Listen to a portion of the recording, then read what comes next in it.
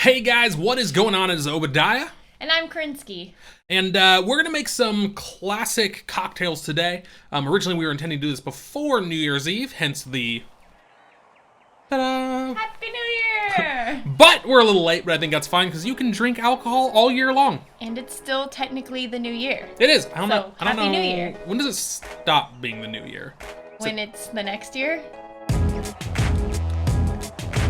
But we're going to make a couple classic drinks. We're going to make classic Manhattan and also Martinis. Yeah, we're going to do gin martinis, both standard and dirty, for people who like their martinis a little dirtier. Dirty people. For dirty people. The Manhattan is traditionally made with rye. Of course, you can use whatever whiskey you want. You can use whatever drink you want. A lot of people do their drinks differently than what the standard recipes call for. So we're going to be using this Red Eye Rye. It's a little not traditional because it is infused with coffee.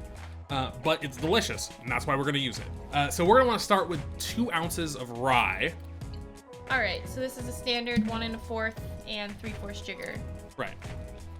So what that means is we're going to do the top half, the larger half is 1 1/4. Flip it over and do the bottom.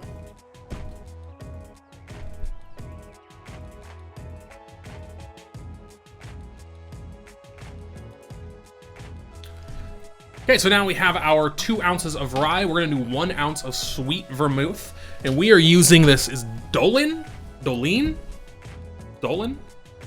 Sweet vermouth. Dolin. Dolan? Sure. Dolin. So this one says rouge, which means sweet. But the dry vermouth also tastes sweet, in my opinion. It does. We're gonna be using that for the martinis. We're gonna do 1 ounce of this. And then we're gonna go ahead and put in 2 dashes of bitters. And we're just gonna use regular Angostura bitters. This part's really hard. Yeah. It always splashes everywhere. I'm gonna kind of like 1, like that. 2. And then we're gonna go ahead and stir that up in the glass. We forgot to add the ice, so we're gonna go ahead and drop some ice in there as well, because who doesn't like their drinks cold? I don't. I like warm drinks. It helps to have tongs, so there's less splashing. 2. Yeah, that's probably fine. It's really just to make it cold. And then we're gonna go ahead and stir it up. We're gonna use one of these metal straws. Okay, and then we're gonna go ahead and strain that into one of our glasses. Now, traditionally, I believe that it is served in martini glasses or other glasses. These are a little larger than that, so it's not gonna fill it up all the way. Yeah. We don't have martini glasses, but we just have these cool, I don't know, what would you call this? A chalice, maybe? Yeah, sure. Wine glass. So we're gonna use these, and we're gonna strain it in there.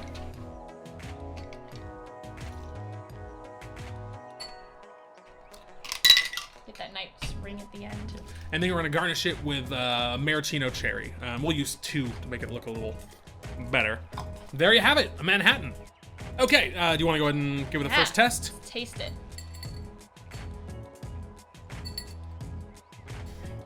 That's obnoxious.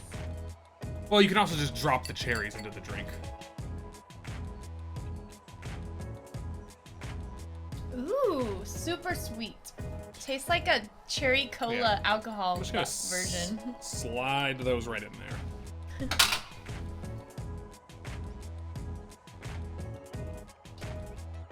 It is very sweet. So if I were to adjust this at all, I prefer my drinks not as sweet. I might add a additional ounce of rye maybe and do half the vermouth. That's just personal preference. As with any of these drinks, there are definitely like classic recipes. Yeah. But you know, in the end, it's your drink, so do whatever the hell you want with it. I really like it. I think it's like a nice, rich flavor. It reminds me of like the flavor of wood, like a mahogany flavor. And the infused coffee flavor is not too strong and overwhelming, but it does seem to blend really well with these flavors. It does. Like, it gives it a nice flavor. Like I was saying, it almost tastes like a cherry cola that's spiked, but without the like overwhelmingly disgusting sweetness of cola. You mean the delightfulness of Coke? Not sponsored. All right, and for the second drink we're gonna make, it's actually gonna make 2 different drinks. We're gonna make a regular gin martini, and then we're gonna make a dirty martini. But for a regular gin martini, we wanna go ahead and start with 2 ounces of gin. And we're gonna be using this Tomstown gin. Welcome to Tomstown. Yeah, which originally you're supposed to use Old Tom gin, which I guess is like the classic. But this says Tom in it. We're gonna say it's close enough. You can use whatever you want. Yeah, whatever kind you want. So So we're gonna start with 2 ounces of this.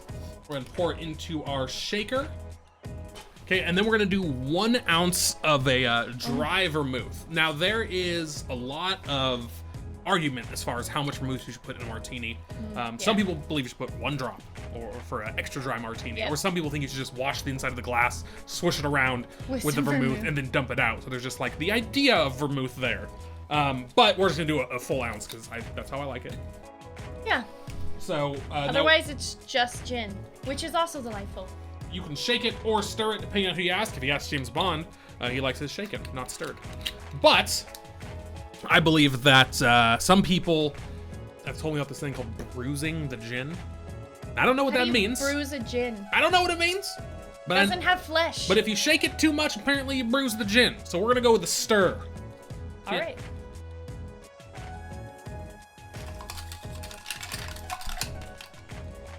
Okay, once it's stirred, we're gonna go ahead and strain it into one of our cups.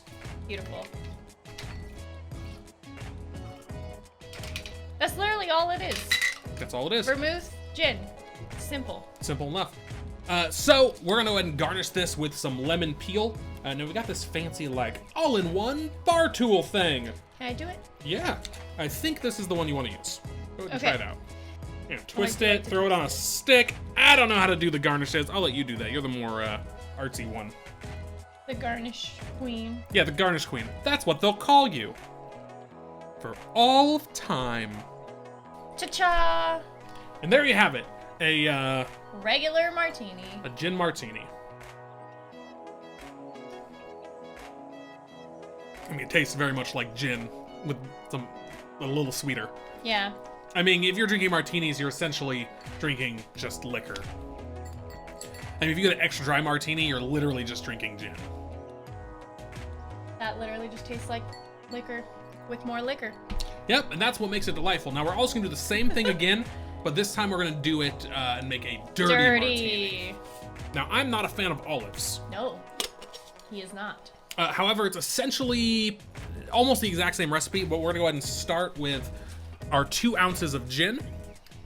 And then this time, instead of doing a full ounce of vermouth, we're gonna do a 1/2 ounce of vermouth, and then a 1/2 ounce of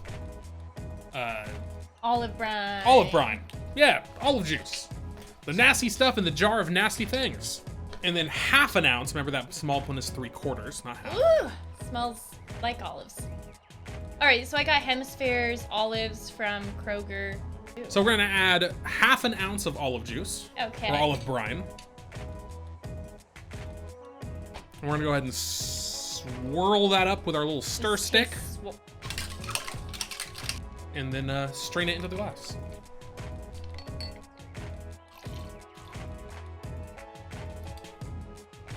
All right. And this one will go ahead and garnish with an olive. And you wanna go ahead and give it a try? Nope, not really. But I will, for posterity's sake.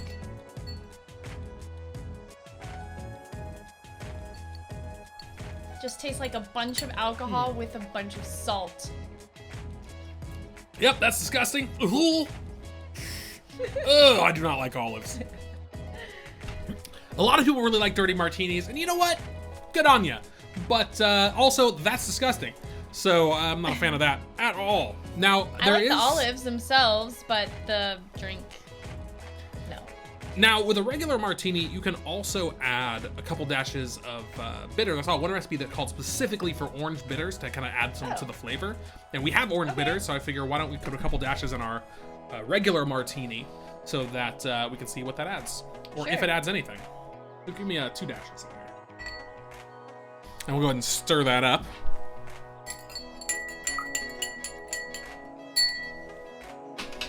And let's see if that did anything to the taste. I mean, you can taste a little bit of the citrus, maybe. It definitely changes the flavor profile a little bit. Oh yeah, I can taste a little bit more orange now. I think I like that better. I think I prefer it with a little extra something there. It's more of an aromatic scent than like a flavor, to be honest. I love things that are very botanical, herbally, florally. But there you have it. Is that a word? We have the regular martini, regular gin martini, standard with a couple dashes of orange bitters. We got our And dirty martini. gross martini. I mean the dirty. Those are two classic drinks you can make and drink all year round, whether it be New Year's or not. And they're fancy. But anyways, guys, thanks as always for coming to hang out with us, and we will see you again next time. Bye.